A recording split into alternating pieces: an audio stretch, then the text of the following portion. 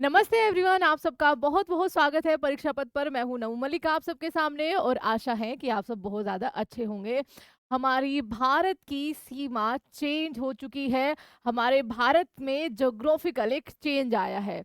आप सबको पता होगा कि भारत नहीं, हमने कोई कब्जा नहीं किया है, ये हमारी संस्कृति नहीं है।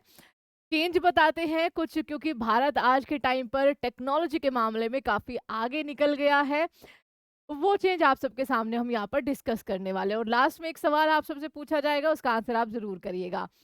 आप सब लोग जानते हैं कि हमारा भारत स्थलीय सीमा भी रखता है और हमारा भारत जलीय सीमा भी रखता है, जिसको हम कोस्टल लेंथ बोलते हैं। आप लगभग 1970 के दशक से ये पढ़ते आ रहे हैं कि हमारे भारत की कोस्ट लाइन यानी कि तट रेखा, यानी कि वो ज़मीन जो समुद्र से संलग्न है, उसकी लंबाई 7516.6 किलोमीटर है, जिसके अंदर हमारे 9 राज्य आ जाते हैं और 4 यूनियन टेरिटरी आ जाती है। वो अब बढ़कर उसमें लगभग आपका 48% का इंक्रीजमेंट हुआ है। कैसे हो गया ये? ठीक है। क्या आप इसमें कह सकते हैं कि क्या भैया समुद्र पीछे चला गया, ठीक है, वो बिल्कुल नीचे धंस गया, या फिर आपका हमारे कोस्ट अचानक से बढ़ गए? तो इसके बारे में हम जानेंगे कि क्यों ये चेंज आया है। आज जो नई कोस्ट लाइन डिफाइन करी गई है वो 11,098 किलोमीटर है। अगेन, उसमें हमारे मेन 9 स्टेट और 4 यूनियन टेरिटरीज हैं, लेकिन इसमें बहुत सारे और छोटे छोटे द्वीपों को ऐड किया है, जो कि कहीं ना कहीं मुख्य भूमि से आपके संलग्न होते हैं। आपने देखा होगा ना, केरल के तट पर, ठीक है, केरल के तट पर वेलिंगटन आपका बहुत ज्यादा फेमस है। इस तरीके के बहुत छोटे छोटे आइलैंड्स हैं। उसके अलावा आंध्र प्रदेश में है, उसके अलावा उड़ीसा में है, ठीक है। बहुत ही जो छोटे छोटे आपके द्वीप होते हैं, उनकी मेजरमेंट भी अब करी गई है। देखिए, 1970 के दशक में हमारे पास उतने बड़े पैमाने पर सटीकता नहीं थी जो आज हमें मिल चुकी है। आज हमारे पास ड्रोन्स के हिसाब से हम मैपिंग कर सकते हैं। आज हमारे पास ऐसे सैटेलाइट्स हैं जो एक्यूरेसी में बहुत बेहतरीन काम करते हैं। आप एक एग्जाम्पल से समझिए, ठीक है। एग्जाम्पल ये है कि मान लीजिए क्या चीजें रखे ऐसा कुछ है नहीं।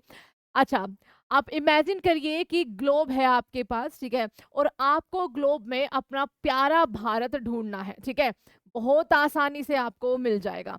लेकिन अगर मैं ये बोलूं कि आपको अपने ग्लोब में भोपाल को ढूंढना है, ठीक है, तो आपको उसके लिए उसको बहुत ब्रॉड, बहुत एक्यूरेसी से देखना पड़ेगा, ठीक है। यानी कि आपको थोड़ी और मेहनत, थोड़ी और यहाँ पर टेक्नोलॉजी इन द सेंस कि आपको उसको ब्रॉड करना पड़ेगा, ताकि आपको क्लियर भोपाल दिख सके कि भोपाल है कहाँ पर, है ना। उसी तरीके से 1970 के दशक में इस तरीके से, अब देखो, जैसे ये तट रेखा है बच्चा, आपको ये सीधी सीधी सी दिख रही होगी, ठीक है, लेकिन आप सबको पता है कि हमारे भारत की तट रेखा जो है वो जिगजैग उसमें होती है। अब इसको 1970s के दशक में अगर मैं ऐसे मापूं तो बहुत मुश्किल उस टाइम पर काम था। इसको सीधा ऐसे माप लिया जाता था। कैसे? ऐसे। अब मान लीजिए, सारी पढ़ेंगे हम अभी आगे। मान लीजिए कि ये जो ऐसे माप के है, ये 100 किलोमीटर आपकी आई है, ठीक है। ये 100 किलोमीटर आई है क्योंकि हमने सीधी मापी है। उतनी टेक्नोलॉजी, उतनी ज्यादा एक्यूरेसी, उतना बड़ा पैमाना हमारे पास नहीं था। लेकिन एक्चुअल में ये जिगजैग है, तो ये आपका इसकी एक्चुअल लेंथ मान लीजिए 2000 किलोमीटर होगी, ठीक है। इस तरीके से आपका जो है, ठीक है, इस तरीके से अब जो नई आपकी मैपिंग करी गई है, या जो नई आपका पैमाना लाया गया है, उसमें पूरा ऐसा जिगजैग टाइप में जो हमारी तटरेखा है, बहुत एक्यूरेसी से उसको मापा गया है। और इसी वजह से ये लगभग 48% का जो चेंज है वो देखने को मिला है। यहाँ पर ऑफिशियल इसको किया गया है, ये 29 अप्रैल को पब्लिश किया गया था, ministry of port, shipping and waterways transport research wing के द्वारा, कि भाई change in length of coast line of India, ठीक है, सब्जेक्ट ये था। और ये कोस्ट लाइन अब 11,098.81 किलोमीटर हो गई है। ये अब बहुत जल्दी अपडेट भी हो जाएगी, क्योंकि अभी इसकी समीक्षा करी जाएगी, ठीक है। अच्छा, अब कहने का मतलब देखिए इस तरीके से, आपका यहाँ पर बिल्कुल एक तो आप इसको सीधी मापो, ये वाला जो आपका कोस्ट लाइन है कितना मुड़ा तुड़ा है। एक इसको सीधी मानो, मान लीजिए 100 किलोमीटर, बट एक्चुअल उसकी लेंथ जैसे मैंने बताया 2000 किलोमीटर होगी। एक आप इसको, एक ये तरीका हो गया थोड़ा सा और फाइन तरीका, मान लीजिए ये आपका 200 किलोमीटर, इसकी एक्चुअल लेंथ या 100 में ही मान लीजिए, बट इसकी एक्चुअल लेंथ जो होगी 200 मानना होगा इसको। इसकी एक्चुअल लेंथ मान लो आपकी यहाँ पर अगेन फिर से 2000 से 2500 किलोमीटर एक्चुअल लेंथ जो बढ़ के आएगी, ठीक है। लेकिन अगर हम इसके एक एक पॉइंट को बिल्कुल एक्यूरेसी से मापेंगे तो ये और ज्यादा बढ़कर आएगी, जो एक्चुअल लेंथ होगी वो और ज्यादा बढ़कर आएगी। यहाँ से आप समझ सकते हो। तो भारत की समुद्री सीमा की लंबाई अब बढ़कर 11,098 किलोमीटर हो गई है। अब तक स्कूल की किताबों से लेकर सारे दस्तावेजों में जो पढ़ाया जाता था वो 7,516.6, ठीक है, 7517 है। इसमें थोड़ा सा हल्का ये होता भी है बच्चा, बहुत सारी बुक्स में थोड़ी अलग अलग लिखी हुई है, ठीक है। अच्छा, इससे जल्द ही 3537 किलोमीटर की वृद्धि करके लगभग आपका 48% या 50% आपका मोटा मोटा मान लीजिए इसको अब अपडेट कर दिया जाएगा। जो नए आंकड़े, जो बेहतर टेक्नोलॉजी के बड़े पैमाने के द्वारा जो नए आंकड़े दिए गए हैं, उनके अंदर जो अपतटीय द्वीप होते हैं, जो समहाउ आपके संलग्न होते हैं मुख्य भूमि से, और कई सारे टापू शामिल हैं जिसको पुरानी जनगणना में, सॉरी, पुरानी गणना में शामिल जो है वो आपका नहीं किया गया था।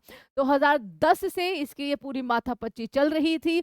1970 के दशक से भारत की तटरेखा की लंबाई यही थी, लेकिन 2019 में इस मुद्दे की जांच की गई और पता चला कि तटीय संरक्षण और विकास सलाहकार 2010 से इस मुद्दे पर विचार विमर्श कर रही है। इतना अंतर कैसे आ गया? इतना अंतर इसी वजह से आया है क्योंकि अब हमने अपना जो पैमाना है उसको ब्रॉड कर दिया है, ठीक है। अब हम थोड़ा और ज्यादा एक्यूरेसी से, फॉर एग्जाम्पल जैसे यहाँ इससे समझाते हैं। मान लीजिए ये यहाँ से आपको, आप इसकी एग्जैक्ट गणना अगर मैं कहूँ कि भैया इसका एरिया निकाल दो, ठीक है, या फिर सिंपल कहिए कि भाई ये बता दो मोटा मोटा सा कि ये देखिए कितना बड़ा होगा, आप यहाँ से जो इसकी गणना करोगे, ठीक है, तो आप मान लो इसको कहोगे कि 1 सेंटीमीटर मोटा है, ठीक है।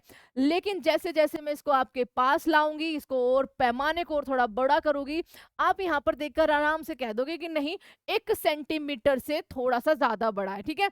तो इस तरीके से अब जो मैपिंग करी गई है वो हमारी नई टेक्नोलॉजी, हमारे सैटेलाइट्स, ड्रोन, इन सब को ध्यान में रखते हुए आपका अब एक्यूरेसी से करा गया है, ठीक है। पहले जो आपकी मैपिंग थी वो 1:45 लाख का रेशो था।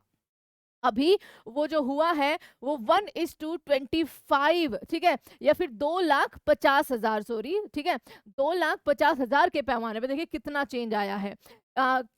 गणना करी गई है। सर्कुलर में कहा है कि जब समुद्र तट की लंबाई को विभिन्न पैमानों के मानचित्रों से मापा जाता है तो इसमें जो है वो भिन्नता आती है।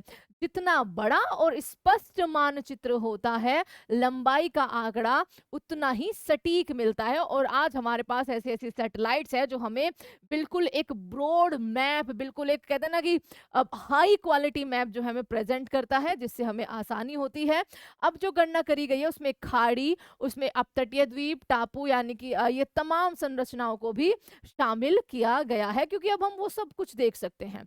अच्छा, कितने टापू और द्वीप आपके इसमें शामिल हुए हैं? मंत्रालय के सर्कुलर के मुताबिक भारत की तटरेखा की लंबाई 1298 अपतटीय द्वीप और टापुओं को शामिल किया गया है। इनमें से 1059 तो आपके द्वीप हैं और 239 आपके टापू हैं। इन अपतटीय द्वीपों और टापुओं की लंबाई को 3 बार सत्यापित समुद्र तट की कुल लंबाई से जोड़ा गया है। और अब हमारी नई जो लंबाई, स्पेशली गुजरात की अगर बात करें जो पहले भी सबसे ज्यादा लंबी थी, वो अब 2340.62 किलोमीटर हो गई है।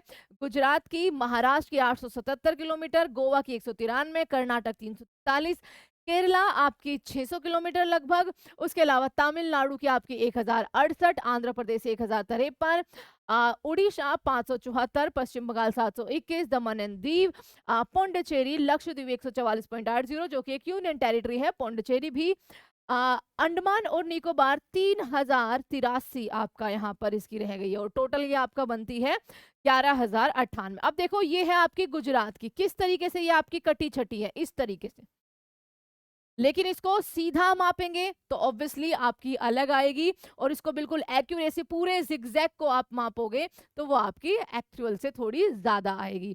तो इसी तरीके से पहले जो 1600 थी उसको अब 2340 किलोमीटर जो कर दिया है, और बहुत जल्द अभी इसकी समीक्षा करी जाएगी, तो बहुत जल्द इसको अपडेट कर दिया जाएगा आपकी बुक्स में आगे आने वाले टाइम पे। 11,068 किलोमीटर जो है वो भारत की तटरेखा की लंबाई होगी। तो अभी से याद कर लीजिए। एंड यस, हमारे लिए एक ये सही न्यूज़ है कि हम आज के टाइम पर इस एक्यूरेसी पे पहुंच सके हैं कि हम अपने भारत की एक्चुअल मैपिंग जो है वो बहुत अच्छे से कर सकते हैं। आज के टाइम पे हमारे पास ये टेक्नोलॉजी आ गई है। इसी के साथ आपके लिए एक क्वेश्चन, आपने अभी पढ़ा है द्वीप और टापू, अब इन दोनों में क्या अंतर होता है? बहुत छोटा सा अंतर होता है। इन दोनों में क्या अंतर होता है, आपको वो जवाब देना है। और इसी के साथ thank you so much everyone, please subscribe परीक्षा पथ।